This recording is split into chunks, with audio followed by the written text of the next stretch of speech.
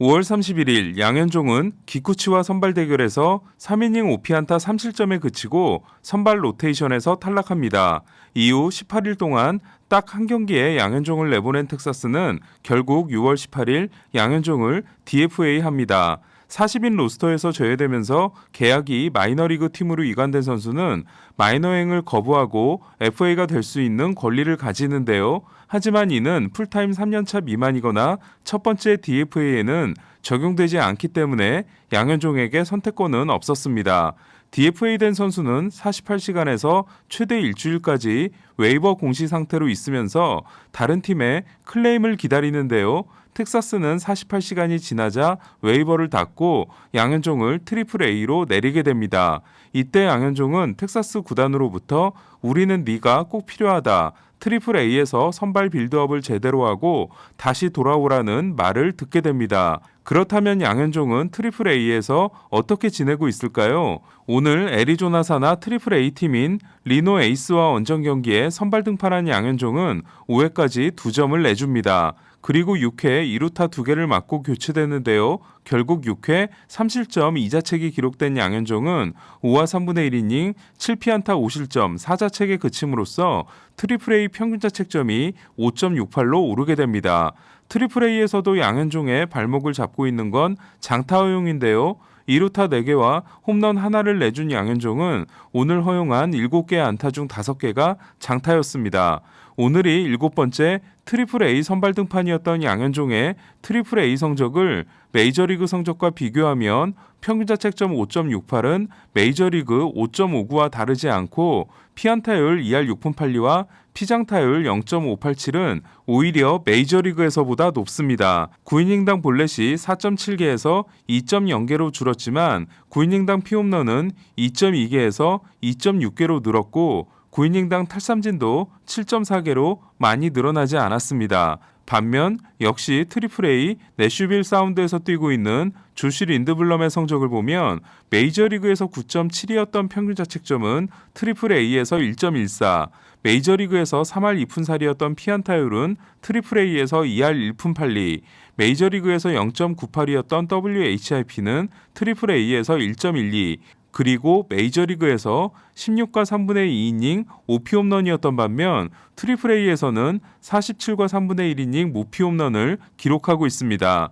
이대로라면 양현종은 텍사스가 마감 시한 때 투수를 대거 내보낸다고 해도 콜업되기가 쉽지 않은 상황인데요. 양현종이 다음 등판에서는 트리플 A 타자를 압도하는 피칭을 보여주기를 기대해 보겠습니다. 결국 박효준은 양키스를 떠나게 됐습니다. 오늘 양키스는 피츠버그에서 평균 자책점 4.93을 기록 중인 우한 불펜 클레이 홈즈를 데려왔는데요. 피츠버그에 내준 2명에는 박효준의 이름이 포함되어 있었습니다.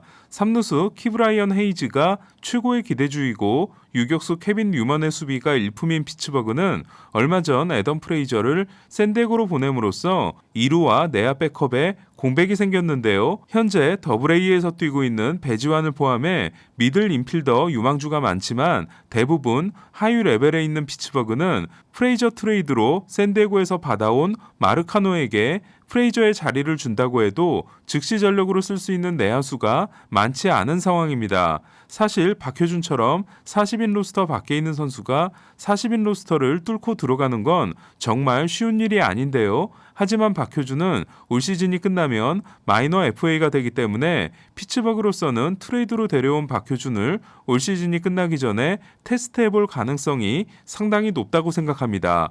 박효준은 트레이드에 대한 소감으로 양키스에서 쉽지 않을 거라 생각했는데 차라리 잘 된 것 같다. 지금 같은 경기력을 보여준다면 피츠버그에서는 기회를 얻기가 더 쉬울 것 같다. 야구 인생에서 큰 기회가 온 것 같다며 긍정적인 반응을 보였는데요. 7월 31일 마감 시한이 끝나고 40인 로스터를 피츠버그가 어떻게 정리할지 지켜봐야겠습니다. 오늘도 오타니는 야구의 신이었는데요. 양키 스타디움에서 있었던 6월 마지막 경기에서 3분의 2이닝 7실점에 참사를 당한 후 선발 등판한 앞선 두 경기에서 7이닝 4K 무볼넷 2실점 승리와 6이닝 8K 1볼넷 무실점 노 디시전이었던 오타니는 오늘도 7이닝 5K 무볼넷 1실점 승리를 따내 최근 3경기에서 2승 평균자책점 1.35 20이닝 1볼넷이라는 대활약을 이어갔습니다. 이로써 5승 1패 3.04가 된 오타니는 또한 시즌 10승의 가능성을 높였습니다. 오타니는 여전히 스플리터를 봉인하고 있지만 슬라이더가 잘 통하고 있고 떨어뜨린 구속으로 맞춰잡는 피칭이 제대로 먹히고 있는데요. 하지만 7회 마지막 타자를 삼진으로 잡고 시즌 103진을 달성한 마지막 공은 100마일이 찍혔습니다. 또한 오타니는 1회 말 첫 번째 타석에서 적시타를 치고 도루까지 했는데요.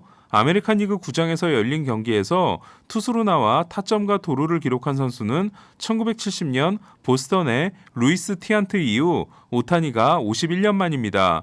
투수가 0대0에서 1회 적시타를 친 건 1918년 베이브루스 그리고 4월 5일 시즌 첫 선발 등판에서 1회 초구 솔로 홈런을 날렸던 오타니에 이어 오늘 오타니가 역대 세 번째입니다. 하지만 오타니는 투타 겸업을 한 경기에서는 공격력이 저하되는 모습을 보이는데요. 지명타자로 나선 경기에서 76경기 34홈런, 타율 2할 7푼 6리, 출루율 3할 6푼, 장타율 0.704, OPS가 1.064인 반면 투웨이 경기에서는 12경기 1홈런에 타율 2할 5푼, 출루율 3할 3푼 3리, 장타율 0.469입니다. 물론 투수로 기록하는 OPS 0.802 또한 말이 되지 않는 기록입니다. 오타니는 이로써 1919년 베이브 루스도 하지 못한 투타 겸업 103진에 성공했는데요. 103진 투수의 중전 최다 홈런 기록은 1931년 웨스 페럴의 9개였습니다. 투타 겸업을 하지 않은 투수 중 역대 최고의 방망이를 자랑했던 페럴은 1931년 40경기 27완투 22승과 함께 투수로 121타석, 대타로 7타석을 소화하고 타율 3할 1푼 9리, 출루율 3할 7푼 3리, 장타율 0.621, OPS 0.994와 9홈런을 기록한 바 있습니다.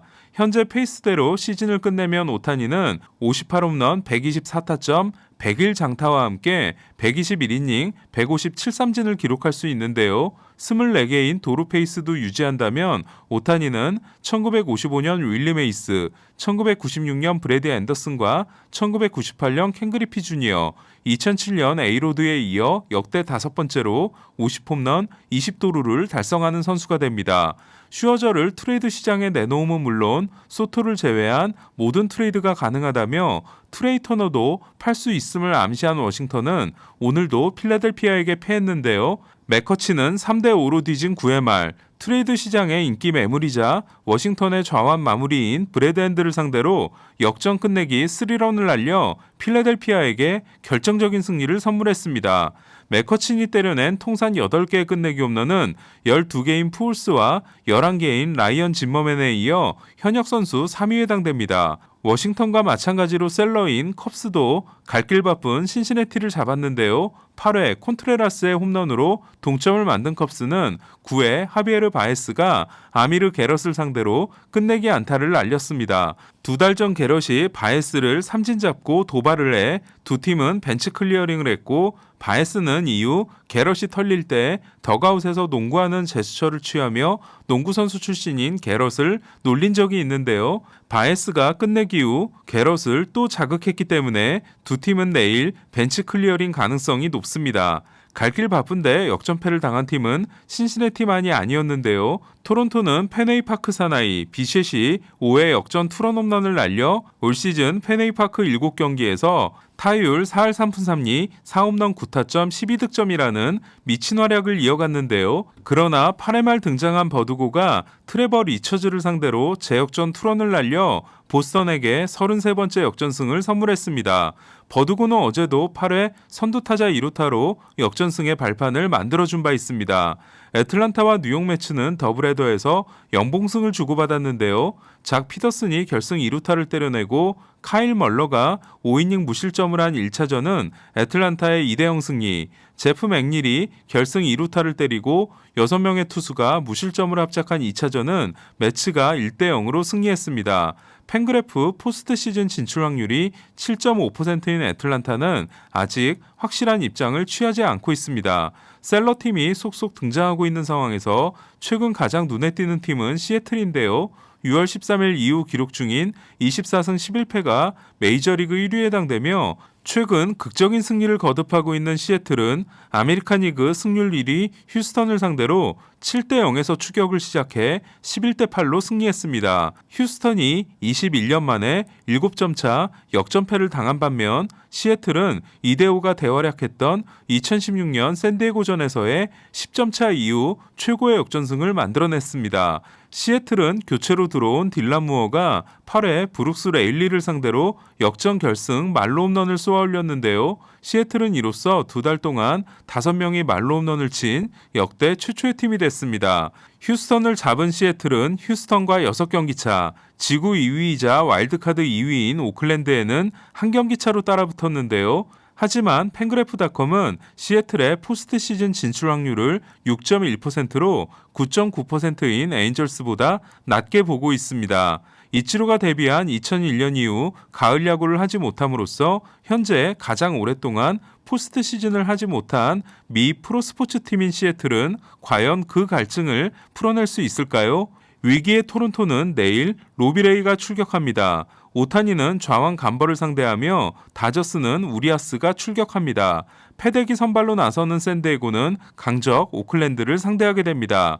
이상 베이스볼 큐브 김영준이었습니다.